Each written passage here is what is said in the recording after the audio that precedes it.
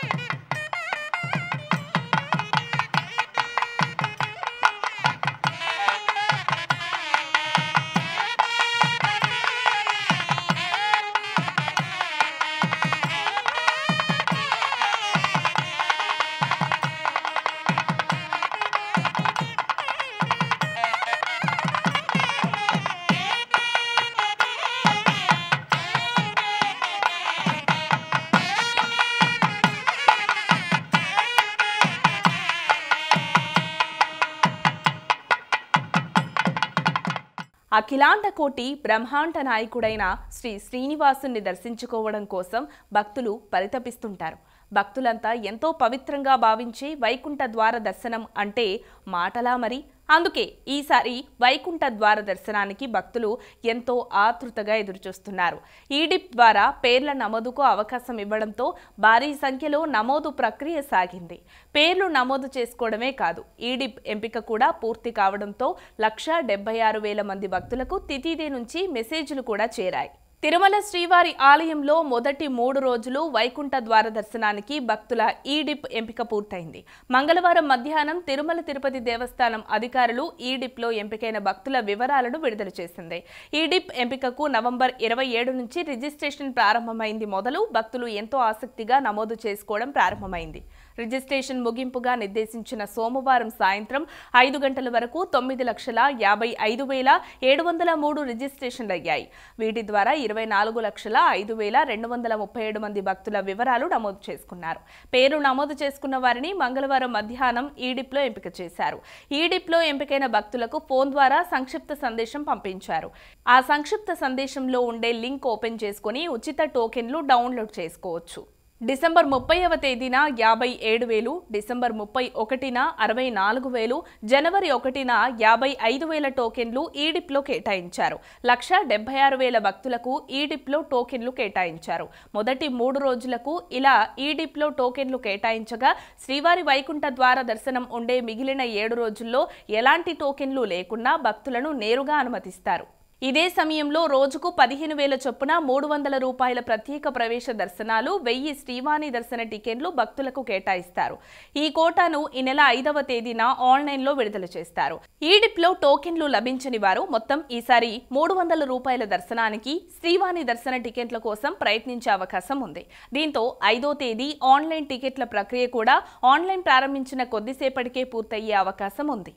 వైకుంఠ ద్వార దర్శనానికి తితిదే అధికారులు తొలి 3 రోజులు ఈడిప్ విధానంలో దర్శన టోకెన్లను కేటాయిస్తున్నారు. 3 రోజులకు గాను 24,05,000 మంది భక్తులు తమ పేర్లను నమోదు చేసుకోగా వారిలో 1,88,000 మందికి తితిదే దర్శన టోకెన్లు కేటాయించనుంది. అనంతపురం జిల్లా గుంతకల్ మండలం కసాపురంలోని శ్రీ నెట్టికంటి ఆంజనేయ స్వామి ఆలయంలో హనుమాత్ ఉత్సవాలు ఘనంగా ప్రారంభమయ్యాయి. ఆలయంలో స్వామివారి మూలమూర్తిని వేకువజామున అర్చకులు, వేద పండితుల ఆధ్వర్యంలో వేద మంత్రాల నడుమ సుగంధ ద్రవ్యాలు, పంచామృతాలతో అభిషేకించారు. అనంతరం స్వామివారిని బంగారు, వెండి ఆభరణాలతో పాటు ప్రత్యేక పుష్పాలతో అలంకరించి భక్తులకు దర్శన భాగ్యం కల్పించారు. మరోవైపు పట్టణంలోని ఆంజనేయ స్వామి విగ్రహం వద్ద ఉత్సవమూర్తిని ప్రత్యేకంగా అలంకరించిన అశ్వవాహనంపై కొలువుదీర్చారు.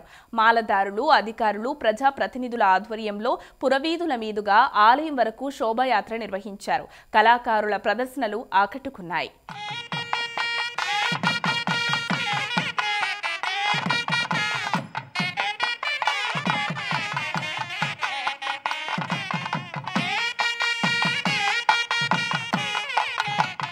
మహబూబ్ నగర్ జిల్లా మక్తల్లోని శ్రీ పడమటి ఆంజనేయ స్వామి ఆలయంలో బ్రహ్మోత్సవాలు ప్రారంభమయ్యాయి.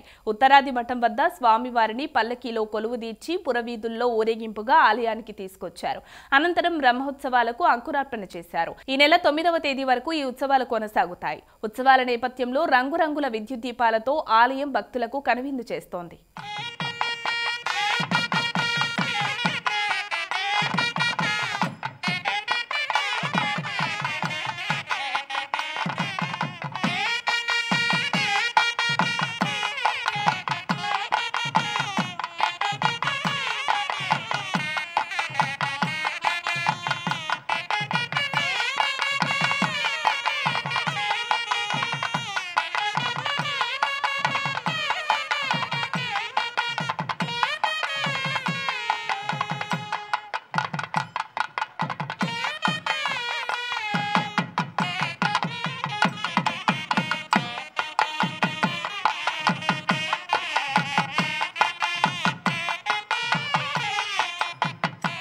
జయశంకర్ భూపాలపల్లి జిల్లా కాటారం మండలంలోని దన్వాడలో శ్రీ దత్తాత్రేయ స్వామి ఆలయంలో దత్త నవరాత్రోత్సవాలు వైభవంగా జరుగుతున్నాయి. ఉత్సవాల్లో భాగంగా 7వ రోజున వేద పండితులు కృష్ణమోహన్ ఆధ్వర్యంలో శ్రీ దత్తాత్రేయ స్వామి వారికి అభిషేకం, మన్యసూక్త హోమం, హవనం, ప్రత్యేక పూజలు నిర్వహించారు. శ్రీ సత్యసాయి జిల్లా హిందూపురంలో గీతా జయంతి మహోత్సవం ఘనంగా జరిగింది. తొలుత శ్రీకృష్ణ పరమాత్మకు పూజలు చేశారు. పెద్ద సంఖ్యలో తరలివచ్చిన భక్తులు ఈ వేడుకల్లో పాల్గొన్నారు. అనంతరం భక్తి గీతాలను ఆలపించారు.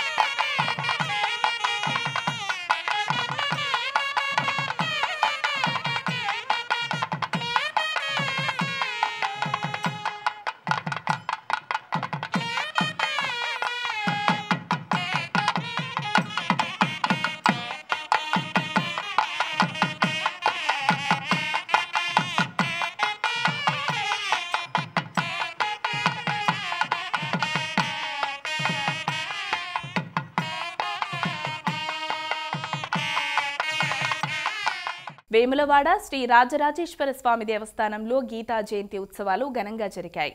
ఉత్సవాల్లో భాగంగా శ్రీ లక్ష్మీ గణపతికి అభిషేకం, శ్రీ రాజరాజేశ్వర స్వామి వారికి మహాన్యాసపూర్వక ఏకాదశ రుద్రాభిషేకం, శ్రీ రాజరాజేశ్వరి అమ్మవారికి లలితా సహస్రనామ పూజలు నిర్వహించారు. నాగిరెడ్డి మండపంలో గీతా హవనం, గీతా హోమం వేదఘోష నడుమ కొనసాగాయి.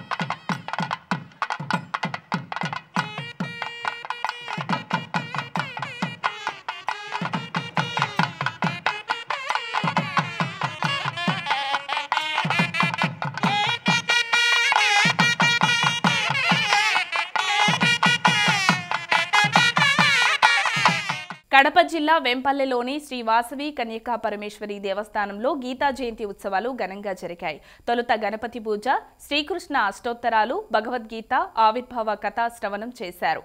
సామూహిక భగవద్గీత పారాయణం చేశారు. అర్చకులు ఇంద్రకంటి ప్రసాద్ శర్మ సిద్ధాంతి నేతృత్వంలో భక్తులు భగవద్గీతను పఠించారు.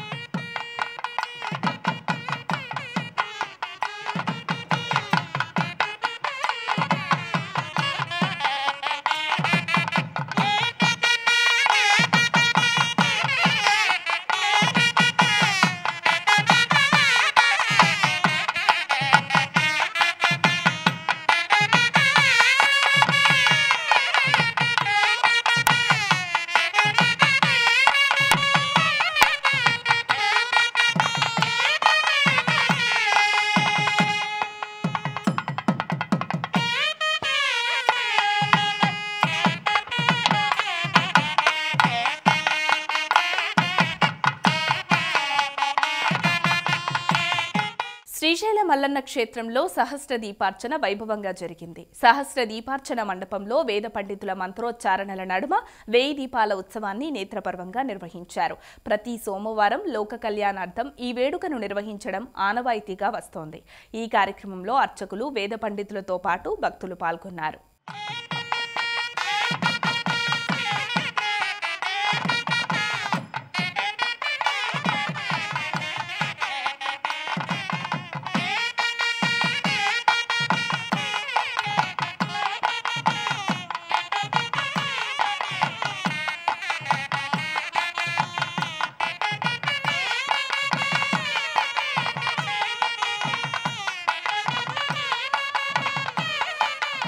శ్రీశైల క్షేత్రంలో భ్రమరాంబ మల్లికార్జున స్వామివార్లకు వెండి రథోత్సవం ఘనంగా జరిగింది. స్వామి అమ్మవార్ల ఉత్సవ మూర్తులను ఆలయ దక్షిణ ద్వారం వద్ద వెండి రథంపై అధిష్ఠింపజేసి ప్రాంగణంలో రథోత్సవం నిర్వహించారు. పలువురు భక్తులు ఈ కార్యక్రమంలో పాల్గొన్నారు.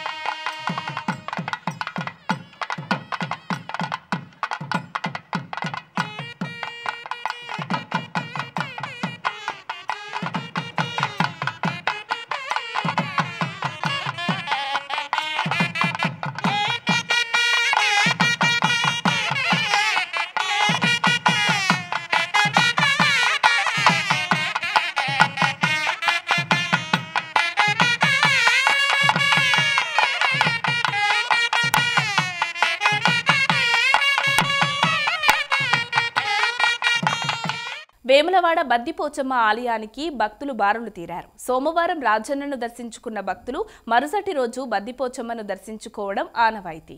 ఇందులో భాగంగా బోనం ఎత్తుకొని డప్పు చప్పుళ్ల నడుమ ఆలయానికి చేరుకొని అమ్మవారికి బోనాలు సమర్పించారు. ఒడిబియ్యం పోసి మొక్కులు చెల్లించుకున్నారు.